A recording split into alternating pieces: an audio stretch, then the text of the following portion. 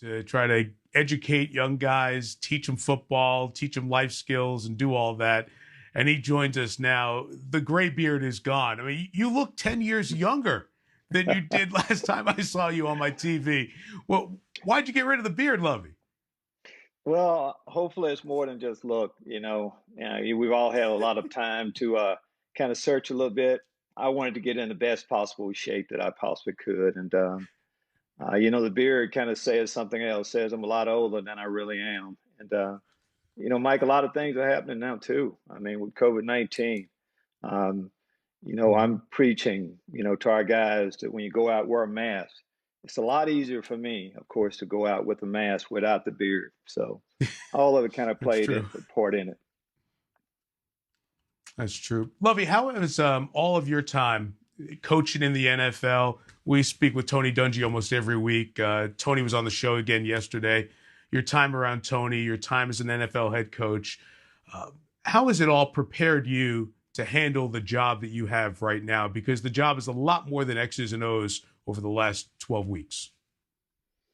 Well, life experiences, a lot of life experiences, Mike, I feel like has prepared me for this moment.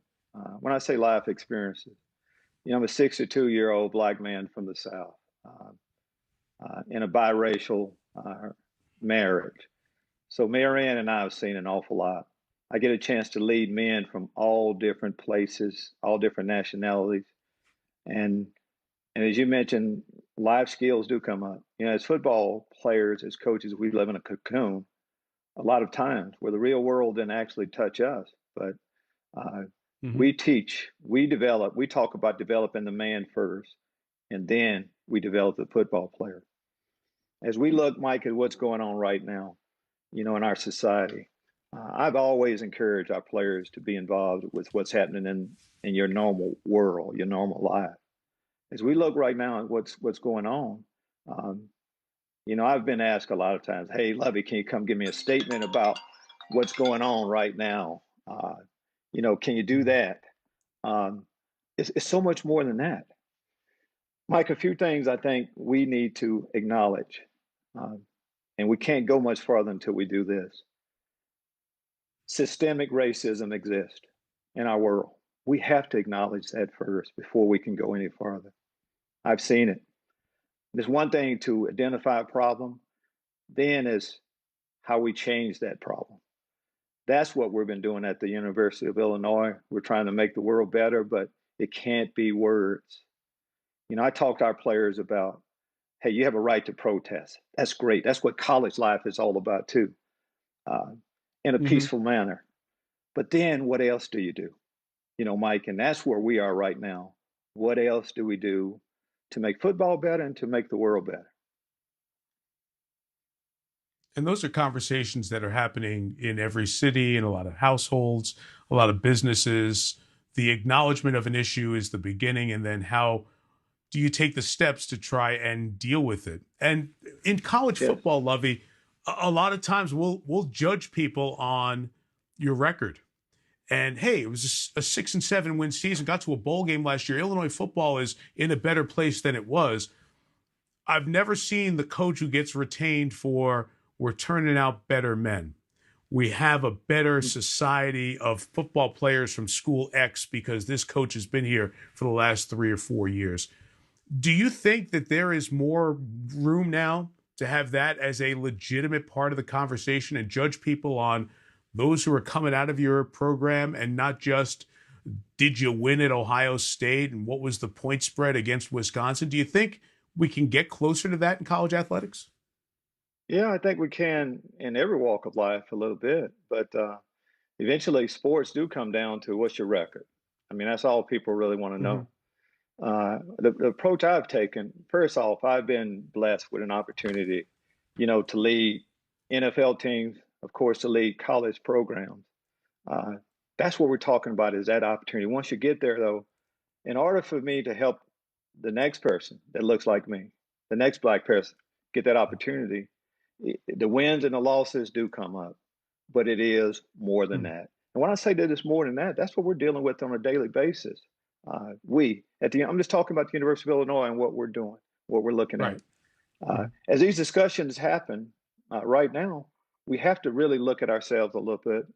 You know, for civil rights movement was about you know eliminating segregation and making this society a more integrated place. As I talk about our program down there, I mean, my platform as I see it, and I'm in a position where I can change a little bit. I look at what we have at the University of Illinois. We're led by a black chancellor, black head football coach. 7 of the 10 assistant coaches are black men. Our director of personnel, our director of man development, our director of high school relations is a black female, our director of academics. So to me, it's about the platform of putting a model together to see exactly, uh, what can happen when you look beyond your normal comfort zone of people and what can get done and seeing people of a different color. But the record eventually comes back to it. I realize that. That's why when we get in positions, we need to do well. We need to do better. The University of Illinois is headed in the right direction. We made progress. We made noise last year. This year is our time to really knock down the door. And we saw a little bit of that with the win over Wisconsin, then ranked 6th in the country when you guys knocked them off. When you have the conversations with your team, yes, how much of an open mind are you seeing and hearing from the players who maybe did not know the difficulties that some of their teammates, some of the guys who wear the orange and blue helmet next to them, had gone through before they've arrived at the same spot in that same locker room, eventually Zoom call for right now, that everybody else has arrived at? Well, Mike, with our football team, I mean, they've seen what we've been doing all along. It's not like we're going to have to change an awful lot, but I think it has opened a lot of us our eyes to what's happening, not necessarily just at the University of Illinois, but with everyone else. And what I've always talked about last election, guys, be informed. This is a true way for people to hear your voice. Right now, I see a lot of protests. Protests are good. Then what do? It's like there's a death, there's a funeral, and everybody leaves. Right. And after the funeral, the next day, everybody goes home. What we're doing, what I'm going to insist on, first off, all of our guys register to vote. But that's just a part of it, registering to vote. Be informed. If you don't like what's going on right now, and we in America has acknowledged that we don't like what's going on right now, we have to look at first our leader. Do you like the policies that he has in place? Congress, local governments. This is how you have true change. And for us, I'm going to get back to make sure that they're informed. And I think a little bit on what's going on right now. A lot of people are saying that, well, I didn't know. I think we all know right from wrong. We have, I listened a little bit of Joe Namath before. We've all been taught that. And I think most of us really do know right from wrong. And again, that's what we've been preaching. We're going to continue to do that with our program. There's diversity. And the only way to make real change is we come together. Diversity does that. And you look at all the different areas. Mike, the NFL right now is everybody's talking NFL. There's only 3 black coaches. There are only 2 GMs. There's no black owner. That's important. But you look at college football also. When you talk about systemic racism a little bit, there are programs, college programs, where you can have a one-time transfer rule in place where guys can transfer and be eligible. There are other sports like football and basketball where you can't. I think as you keep looking in detail a little bit, why are there different rules for different people? And I think that's what we get to right now a little bit. You haven't mentioned George Floyd, Ahmaud Arbery, Breonna Taylor. That's kind of seen right there. Everybody acknowledges that is bad, but it goes so much deeper than that. And that's what we're trying to change. Sports definitely can.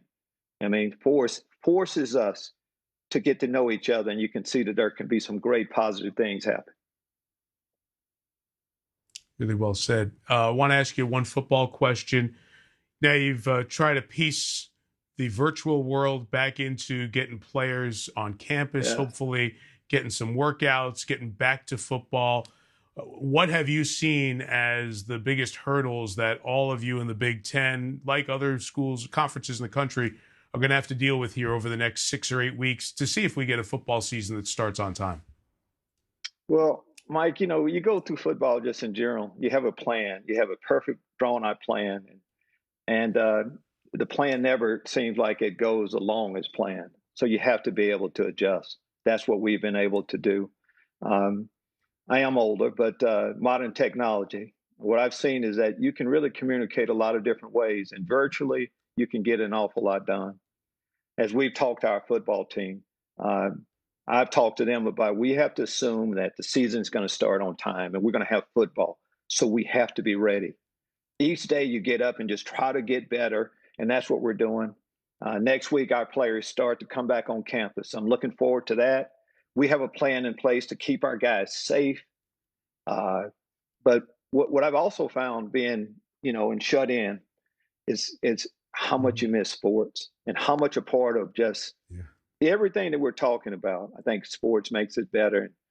And of course, been blessed to be in it a long time and can't wait to get back in it fully. But the process has started.